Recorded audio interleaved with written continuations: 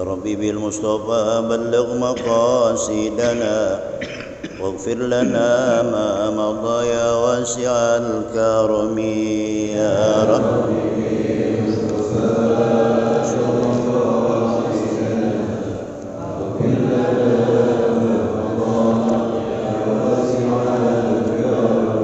مولاي صل وسلم دائما أبدا على حبيبك خير الخلق كلهم يا رب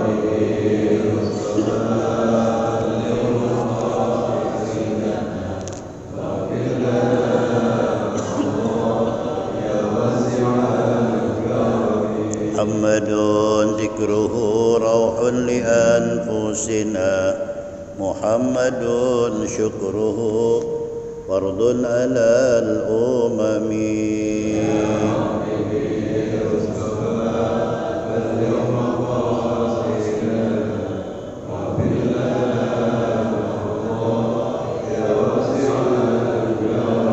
اللهم صل وسلم Bismillahirrahmanirrahim. Alhamdulillahi rabbil alamin. Wassalatu wassalamu ala asyrafil anbiya wal mursalin Sayyidina Muhammadin wa ala alihi wa sahbihi ajmain. Amma ba'du. Qala Syekhul Mu'allif rahimahullahu ta'ala wa adaman naf'a bihi wa bi barakati ulumihi fid dharain amin. Allahumma amin. Allahumma alhimni ilman afqahu bihi awamiraka wa nawahiyaka warzuqni fahman a'lamu bi kaifa unajika bi rahmatika ya arhamar rahimin. Alhamdulillah, kembali puji syukur kita panjatkan kehadirat Allah Subhanahu wa taala di malam ini, pada malam yang keempat bulan Rajab. Kita dapat berkumpul kembali dalam rangka menggugurkan kewajiban kita mencari ilmunya Allah. Mudah-mudahan ibadah kita, doa kita semua diterima oleh Allah Subhanahu wa taala. Dosa-dosa kita yang besar, yang kecil, yang sengaja, yang tidak disengaja diampunkan oleh Allah Subhanahu wa taala. Amin ya rabbal alamin. Bapak-bapak saudara sekalian, malam ini kita membahas daripada keutamaan bulan Rajab ya. Bulan Rajab ini salah satu bulan yang dimuliakan oleh Allah Subhanahu wa taala. Sesuai dengan firman Allah, Bismillahirrahmanirrahim. Inna iddatash syuhuri 'indallahi 12 syahran fi kitabillah yauma khalaqas samawati wal arda minha arba'atun hurum. Al-ayah. Sesungguhnya Allah Subhanahu wa taala itu menciptakan beberapa bulan. Dari jumlah bulan yang 12 bulan tersebut, ada bulan-bulan yang dimuliakan oleh Allah. Jadi Allah yang memuliakan bulan tersebut. Hakikatnya orang yang memuliakan bulan Allah, orang tersebut akan dimuliakan oleh Allah. Ini kisah-kisah semacam ini sering kita bahas. Di antara bulan yang dimuliakan oleh Allah itu 3 bulan berangkai. Bulan Rajab ini berpisah. Di antaranya bulan yang berangkai itu bulan Zulqa'dah, kemudian bulan Zulhijjah, dan juga bulan Muharram. Itu 3 bulan berangkai. Ada apa itu di bulan Zulqa'dah? Ini sebetulnya bulan yang dimuliakan oleh Allah Subhanahu wa taala, cuma orang kita kebanyakan nyebutnya bulan Apit. Itu bulan Zulqa'dah. Sehingga dengan kita ini punya perasaan pesimis pada bulan Apit tersebut, kita takut ngapa-ngapain. Ngapa-ngapain itu bulan Apit, sepi aja udah. Padahal itu termasuk bulan yang dimuliakan oleh Allah. Sehingga dikarenakan orang udah terlalu pesimis dengan bulan tersebut, kemudian dia ngadain acara, terjadi apa yang gak diinginkan. Lalu kata Allah, Inna dhanna apa namanya, persangkaan hambaku terserah itu. Jadi hambaku itu menyangka apa kepada aku. Kalau persangkanya baik, maka baik. Inna dhanna 'abdi bi, ya. Jadi hambaku terserah bagaimana dia punya perasaannya. Kalau perasaannya baik ya baik, jelek ya jelek. Nah, itu bulan Zulqa'dah. Kemudian yang kedua bulan Zulhijjah, bulan haji. Nah, bulan Zulhijjah itu adalah bulan juga yang dimuliakan oleh Allah Subhanahu wa taala. Ada beberapa peristiwa di antaranya yang mengagungkan bulan tersebut. Satu, terjadinya penyembelihan putranya Nabi Allah Ibrahim alaihi salatu wassalam. Itu menggegerkan dunia bahwa ada pengorbanan seorang ayah kepada anaknya. Yang pernah saya jelaskan, ya, apa begitu tega Nabi Ibrahim? Sebetulnya rasa sayang orang tua terhadap anak pasti sayang. Cuma di situ memang Allah uji. Sehingga kata Allah, ini ujian yang terbesar, yang terberat untuk Nabi Ibrahim adalah di saat Allah perintahkan menyembelih Nabi Allah Ismail. Tapi Allah gantikan peristiwa penyembelihan Nabi Allah Ismail tersebut digantikan oleh Allah dengan seekor kibas. Ini kalau makan kita ambil satu pelajaran, Nabi Ibrahim memenuhi panggilan Allah, memenuhi perintah Allah dengan keikhlasan tanpa ragu-ragu, ya spontan diganti oleh Allah. Itulah manusia, kalau kita ibadah menjalankan perintah Allah dengan ikhlas, insya Allah pengorbanan kita pun cepat diganti oleh Allah. Cuman itu dalam riwayat, kibas tersebut adalah kibas yang telah dikorbankan oleh putranya Nabi Allah Adam yang bernama Habil. Jadi setelah disembelih, ya, dikorbankan itu hartanya Habil berupa kibas disimpan oleh Allah. Setelah peristiwa pengorbanan tadi, Allah perintahkan malaikat untuk menggantikan daripada kedudukan Nabi Allah Ismail. Jadi yang disembelih itu bukan Nabi Ismail, tapi seekor kibas, simpanan daripada korbannya anaknya Nabi Allah Adam. Siapa?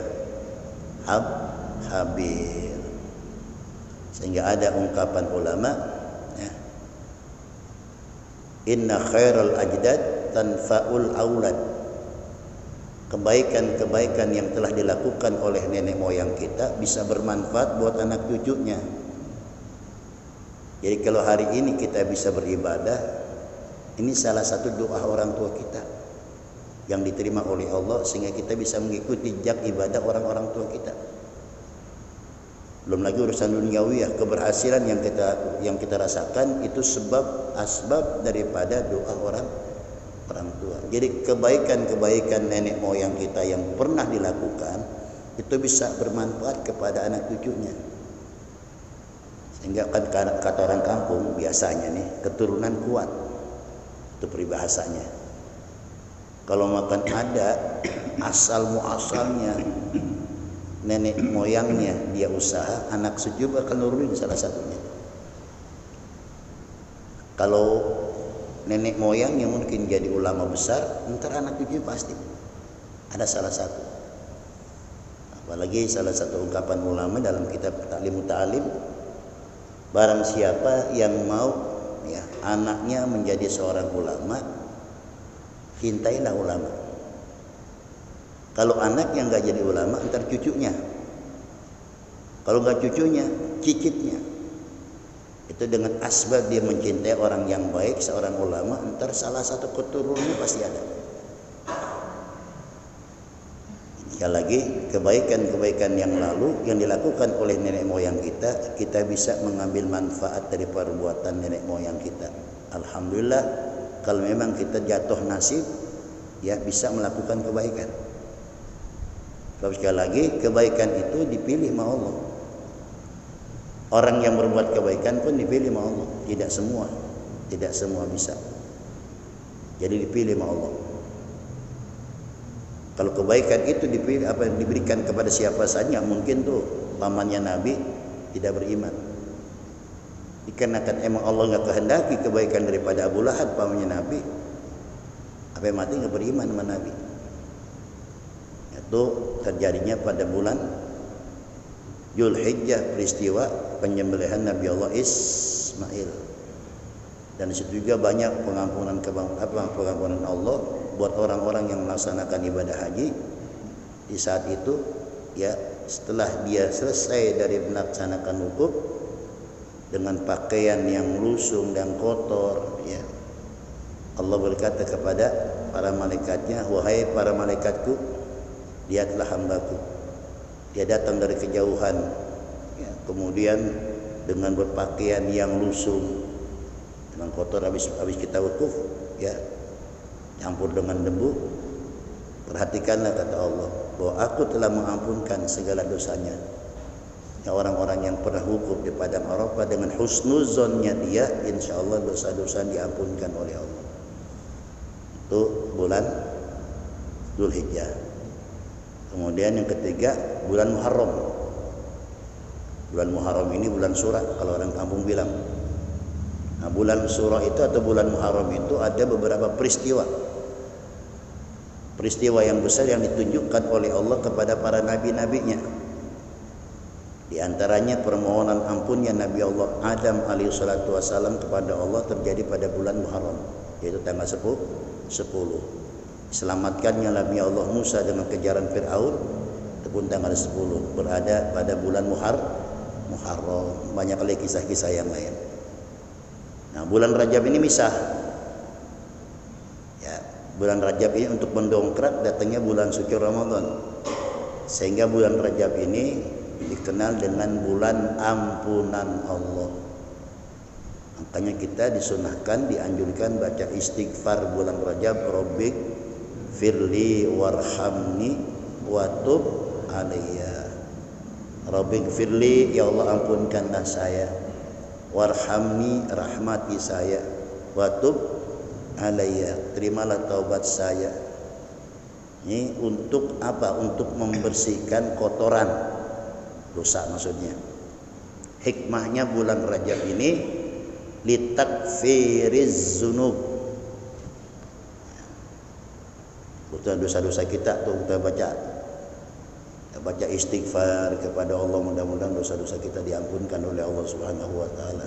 Dan ini Allah yang perintahkan, wasari'u ila magfiratin min rabbikum wa jannatin arduhas samawati wal ardu uiddat lil muttaqin.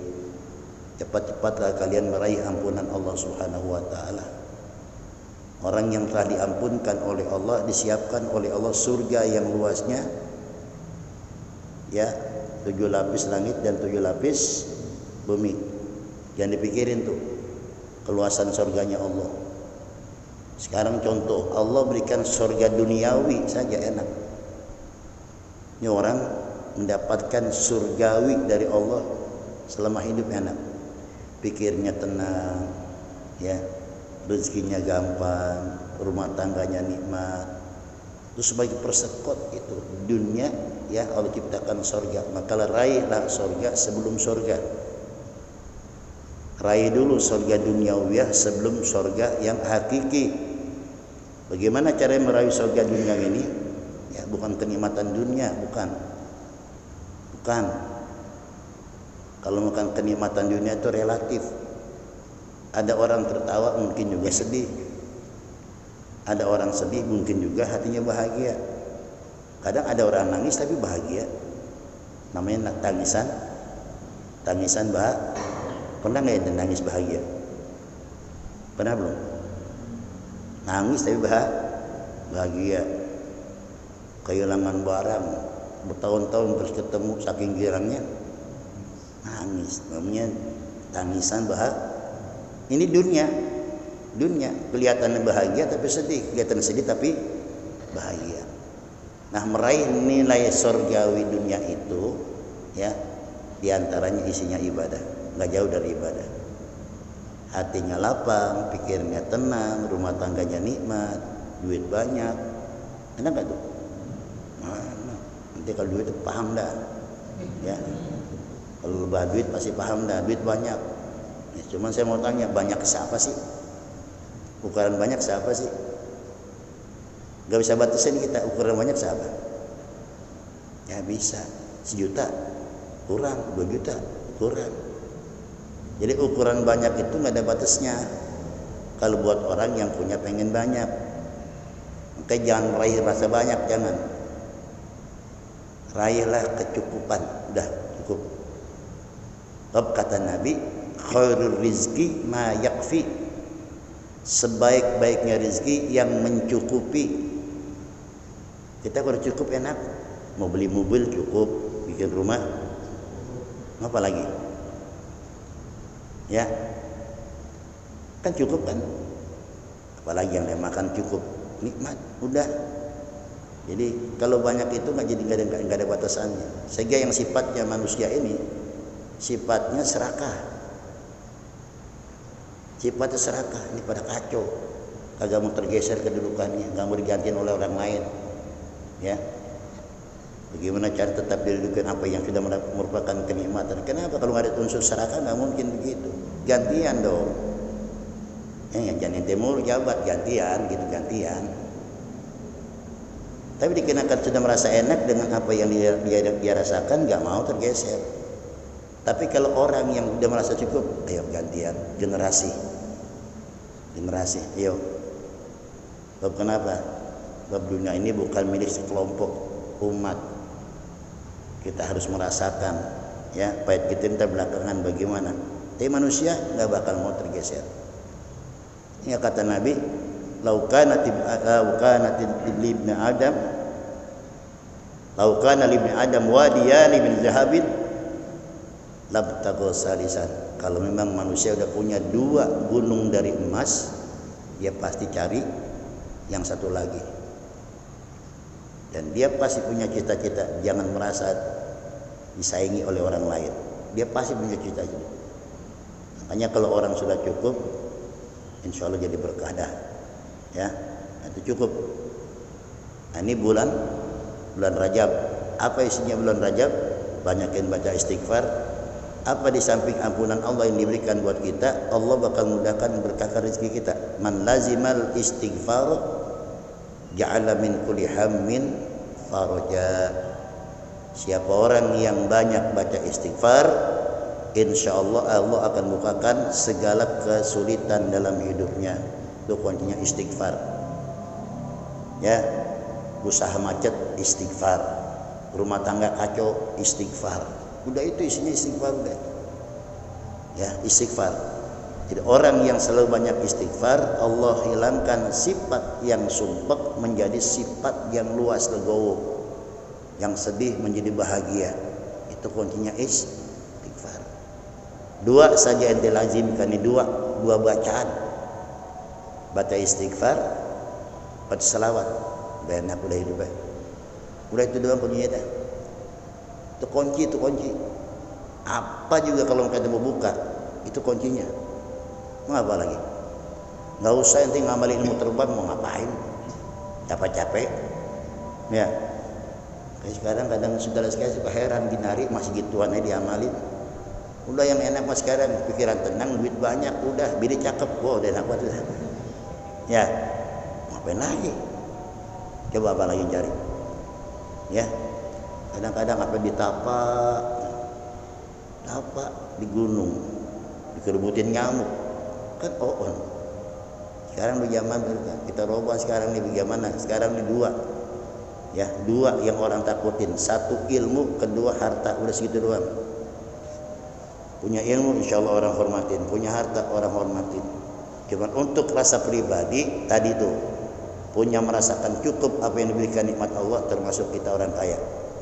Cukup, enak kan? Ya. Biar duit kita banyak, kalau nggak cukup jadi kurang mulu. Kalau yang banyak aja kurang, apalagi? Nah itu. Makanya sudah pernah saya nih nerangin masalah ya filosofi kelapa. Pernah saya ceramah kelapa, judulnya kelapa.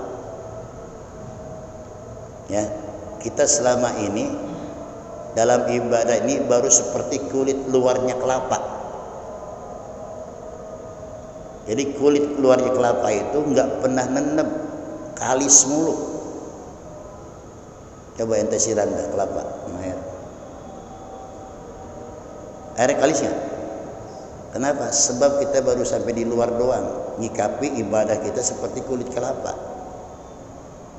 Coba sekali-kali dong jadi sambuk. Dalamnya namanya sambuk, bukan kulit lagi. Dalamnya kulit kelapa apa namanya? Sambuk. Kalau kesiram air nyerep enggak? Nah, itu. Ibadah kalau bisa seperti sambuk, resapi ya, hayati dalam diri kita biar ada manfaatnya. Enggak kalis mulu. Kita kadang kelemahan kita ini bosenan orangnya. Ngerti enggak? Bosenan. Wah, ada zikir seminggu udah hebat banget. Udah enggak zikir lagi deh. Itu belum ada apa-apanya. Walaupun ini ucapan ulama ini ya termasuk barangkali ada kalau makan ulama hadis ini termasuk daripada kalau hadis dhaif. Ada satu perkataan ulama dalam kitab Ihya Ulumuddin, kelihatannya tuh makna daripada ibadah apabila kita istiqomah 40 hari. Jalan lu 40 hari istiqomah tuh. Ntar baru merasakan ada asarnya, ada bekasnya. Bisa nggak 40 hari? Bisa. Cobain 40 hari. Makanya Nabi bilang ibadah nggak usah banyak-banyak, yang penting istiqomahnya, bukan banyaknya. Mau ngapain banyak kalau putus-putus? Mendingan sedikit tapi istiqomah. Ntar setelah 40 hari baru merasakan kenikmatan tuh. Ibaratnya tadi sambuk. Udah masuk mulai seperti sambuk, bukan apa? Bukan kulit kelapa. Ingat di saat kita ibadah pasti menemukan ujian. Kuatnya apa maksudnya? Batoknya keras. Ujian tuh dalam hidup kita. Ntar suatu saat kalau batoknya pecah, baru dapat airnya, baru nikmat. Selama ini kita baru sambuk mulu, ya. Menerima ujian belum bisa. Menerima ujian nggak kuat. Orang dulu bagaimana tuh untuk meraih satu nikmat derajat? Hadapi segala ujian, tantangan terus dihadapin. Ya, kalau kita bisa menghadapi, lulus daripada ujian, insya Allah. Apalagi yang jadi ustadz nih, ya kalau nggak betah jadi menerima ujian, mundur jangan jadi ustadz. Benar. Kali ini ente pengen jadi ustadz. Minimal 4 hal ya harus dihadapin. 4 hal tuh. Apa yang pertama? Syamatatul a'da. Caci makian orang yang nggak senang sama kita. Kita pengen jadi ustadz nih, siap menghadapi orang yang caci maki ente. Penampilan ente belum tentu orang senang semua. Pasti. Membeli hati masyarakat itu susah. Tapi ingat kalau kita berpegang kepada Allah, ntar semua bakal lulus. Tapi kalau makan ente udah mundur, udah nggak jadi. Kan belum tentu setiap kita tampil, setiap kita hadir itu orang senang sama kita. Belum tentu. Emang siapa kita? Nabi aja caci maki, apalagi kita. Itu larinya. Makanya saya senangnya sama Anies begitu. Ya. Saya bukan ahli politik yang bermodal, dan saya bukan tim sukses semua. Ya, rujukannya begitu. Siapa sih Anies? Rasulullah caci maki. Itu namanya Islami yang ditonjolkan. Bukan masalah di egoisnya, diambisi untuk menjadi pemimpin, enggak. Dia akan terima segala ocehan caci makian. Kenapa? Setiap orang yang mahal pasti diuji. Emas aja emas diuji kok, emas. Orang tahu nih emas diuji enggak? Berapa karat emas? Ente beli emasnya di toko yang ente beli itu. Besok ente jual lagi di toko yang tempat itu beli, dites lagi tuh mas. Oh tembaga enggak? Tembaga agak. Ini ente tembaga kita semua nih, ya. Jadi nggak bermakna artinya tuh. Jadi setiap orang berbuat kebaikan pasti diterpa dengan ujian. Sanggup nggak? Yang kedua, Mailatul asdiqo, ada musuh dalam lipatan. Murid yang kelihatan setia sama kita, taat sama kita, di mana-mana kita jelek-jelekin. Itu resiko. Ya, mailatul asdiqo, musuh dalam lipatan. Yang ketiga, wa ta'nul juhal. Terkadang ada orang ikut-ikutan, dia tahu masalah ngikut aja, kena provokasi teman kita itu. Ngikut dia. Hadapin itu semua. Yang keempat, wa hasadil ulama. Ulama yang hasud ulama, ustaz yang hasud ustaz. Nggak mungkin ustaz dihasud pedagang, nggak mungkin. Ya, bukan saingannya. Jadi yang menghasut ustaz ya ustaz, takut kebagian berkat. Hadapin itu semua. Artinya apa? Perbuatan baik itu harus kita menghadapi dengan berbagai uji. Ya, nah kembali bulan Rajab. Besok Rajab apa? Sya'ban. Kalau bulan orang Jawa bilangnya apa? Roah. Ya, Rajab syahrullah wa Sya'ban syahri. Bulan Sya'ban itu bulanku, kata Nabi. Kenapa bulan Sya'ban bulanku? Sebab ayat yang berkenaan perintah untuk baca selawat turunnya pada bulan Sya'ban. Innallaha wa malaikatahu yusalluna 'alan nabi ya ayyuhalladzina amanu sallu 'alaihi wa sallimu taslima. Itu ayat turun pada bulan Sya'ban, sehingga kata Nabi ini adalah bulanku. Kemudian setelah Sya'ban baru Ramadan, bulannya kita, bukan bulannya Nabi, bulannya kita. Syahrul ummati, maksudnya apa? Itu pesta pora umat Nabi Muhammad untuk memperoleh pahala. Sedikit beramal, ganjarnya besar. Kalau bulan Rajab, satu kebaikan dibalas 70. Bulan Sya'ban, satu dibalas 700. Bulan Ramadan, satu dibalas 1000. Lebih banyak lagi, lebih banyak Allah. Kalau gitu lebih mulia bulan Ramadan daripada bulan Rajab. Bukan itu maksudnya. Allah mempersiapkan bulan Ramadan yang dimuliakan oleh Allah itu khusus hadiah dari Allah untuk kita umat Nabi Muhammad. Ini permintaan Nabi. Ya Allah, bagaimana umatku yang umurnya pendek, fisiknya lemah, mana mungkin bisa menandingi amal-amal ibadah orang dulu yang umurnya panjang, fisiknya kuat. Allah kasih hadiah buat kita. Datangnya Ramadan, di situ ada Lailatul Qadar, itu yang bikin mulianya. Kapan terjadinya Lailatul Qadar? Nanti bulan puasa. Tanggal berapa? Wallahu a'lam bishawab. Ya, menurut ittifaq para ulama, setiap datangnya ganjil di situ terjadinya Lailatul Qadar. Kalau saya lebih condong malam 27. Ya, sebab memang itu firman Allah.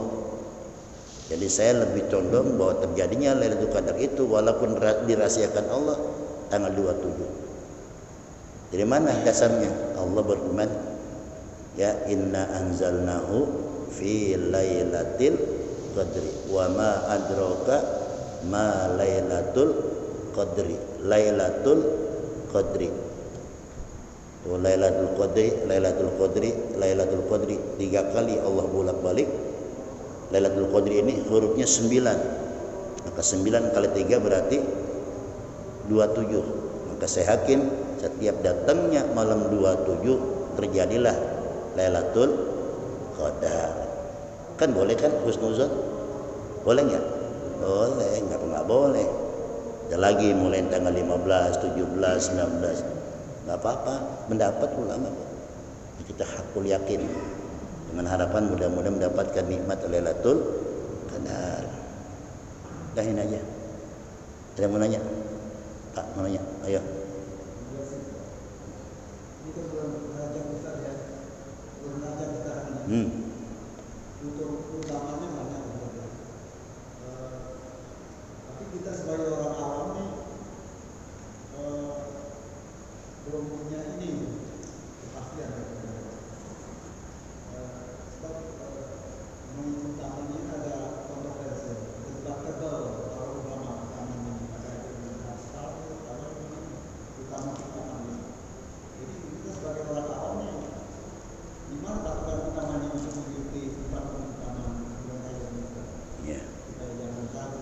Ya, intinya begini, Rajab ini syahrullah, ya, bulannya Allah. Allah membuka pintu magfirahnya luas-luas.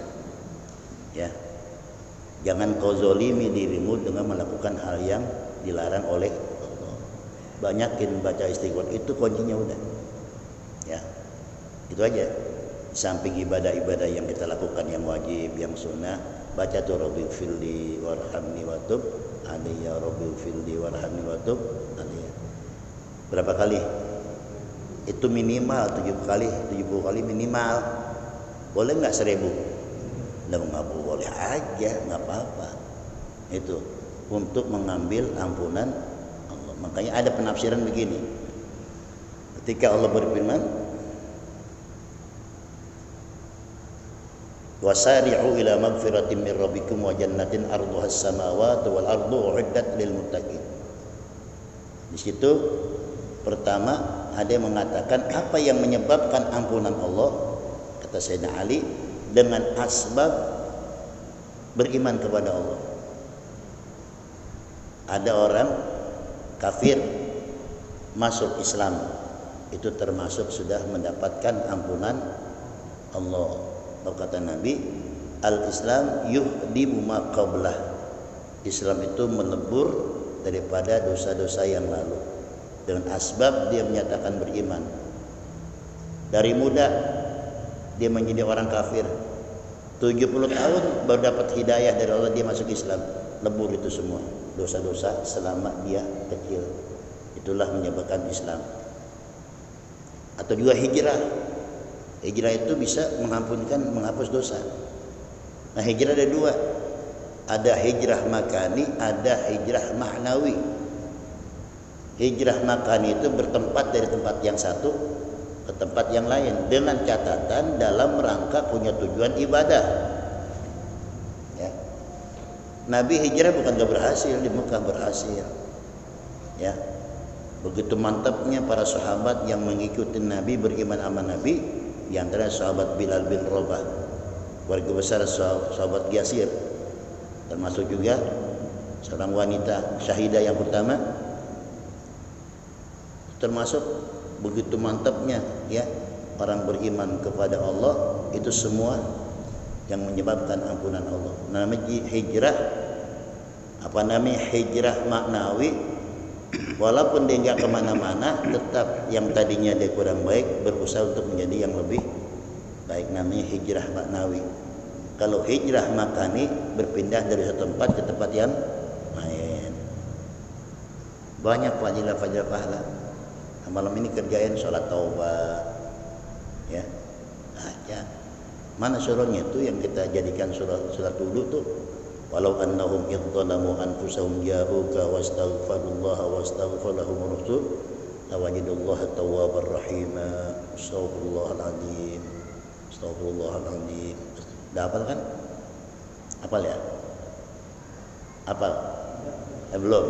Pegang enggak apa-apa begini, enggak bakal dimarahin. Enggak apa. Ya, belajar dikit-dikit ya. Nah, yang paling gampang ada baca istighfar. Astagfirullahal azim.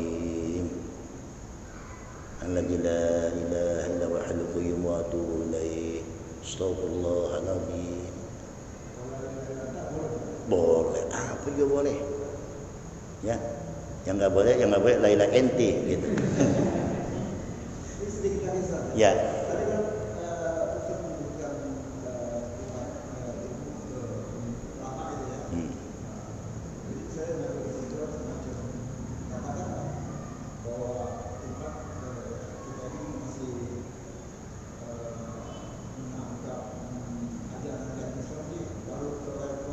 kulitnya aja gitu ya, asapnya, belum apinya, itu rohnya gitu. Umat makanya kondisi sekarang ini sekitar jauh ini. Iya. Posisi yang lebih kuat. Nah, makanya. Tahun-tahunnya agak kuat sekarang. Iya. Iya. Nah, apa yang harus dikatakan untuk tingkat level yang lebih bagus ya, tingkat level ruh. Secara garis besar memang Pak, kita sudah kehilangan arah ilmu-ilmu agama. Dikata Rasulullah, yataqarrabuz zaman, kemarin sudah singgung. Yataqarrabuz zaman semakin cepat berpacu. Apa yang kita dapati saat ini? Yuqbidul ilmu agama sudah banyak yang hilang dengan wafatnya ulama. Kalau ulama sudah banyak yang meninggal, apa yang terjadi? Watadharul fitan, terjadi fitnah, terjadi di mana-mana. Yang benar disalahin, yang salah banyak yang mendukung. Itu aja gampangnya, Pak. Ya. Kemudian juga kata Nabi, watul qasyuh, nanti banyak orang pelit, kata Nabi. Di sini nggak dapat kerjaan, sehingga sementara mereka itu ekonomi semakin sempit, lapangan kerja nggak ada, persaingan hidup semakin ketat. Sementara perut harus makan. Apa yang terjadi kata Nabi? Kasratul harij, akan terjadi pembunuhan di sana sini. Nyawa orang sekarang murah. Nah itu. Jadi apa diantaranya? Dikarenakan memang kita sudah kehilangan ulama-ulama, sedikitnya ilmu-ilmu agama. Jadi hidupnya kita seakan-akan nafsi-nafsi. Sehingga kita ibadah pun tidak memenuhi standar ilmu yang harus kita kerjakan. Mungkin kalau bahasa jeleknya kita ikut-ikutan, Pak. Ya kita selamatin Pak diri kita ya. Tu anfusakum wa ahlikum. Nah, ya kita belajar nyelamatin diri kita. Sehingga kata Nabi, mendingkan kau diam di rumah daripada kau keluar. Bahkan dia banyak zaman fitnah. Nah, ya. Wallahu a'lam bishawab. Al-Fatihah. Iyyaka na'budu wa iyyaka nasta'in ihdinas mustaqim shiratal ladzina an'amta 'alaihim ghairil maghdubi 'alaihim waladdallin. Amin. Fanaikir bihaqil Fatihah. Al-Fatihah. Tahlana wal khair waj'alna min ahlil khair واختم لنا بالخير فإنك ولي كل خير ودافع كل ضير اللهم اجعل أولادنا